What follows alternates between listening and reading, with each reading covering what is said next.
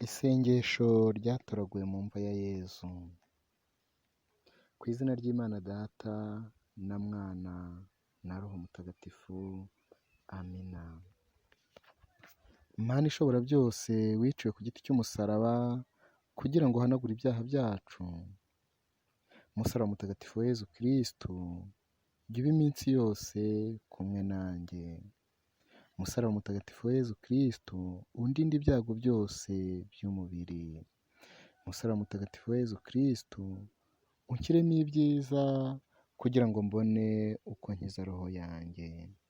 Umusaraba mutagatifu wa Yezu Kristu, unkuremo ubutinye bw'urupfu maze umpe ubuzima bw'iteka.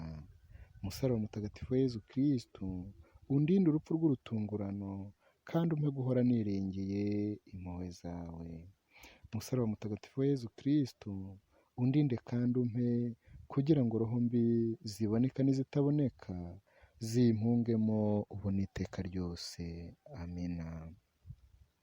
Ni koko Yezu yavutse kuri Noheli, ni koko Yezu yaragenwe, ni koko Yezu yatuwe n'abami batatu, ni koko Yezu yabambwe kuwa gatanu mutagatifu, ni koko Yozefu na Nikodemu bakuye Yezu ku musaraba bamushyira mu mva, ni koko Yezu yarazutse, ni koko Yezu yazamutse mu ijuru, ni koko Yezu azandinda ababisha banjye bose kuva ubu n'iteka ryose.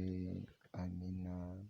Nyagasani, ububabare wababariye ku musaraba hano munsi, cyane cyane igihe roho yawe ivuye mu mubiri, uzababarire roho yanjye igihe izaba ivuye muri iyi si. Amina.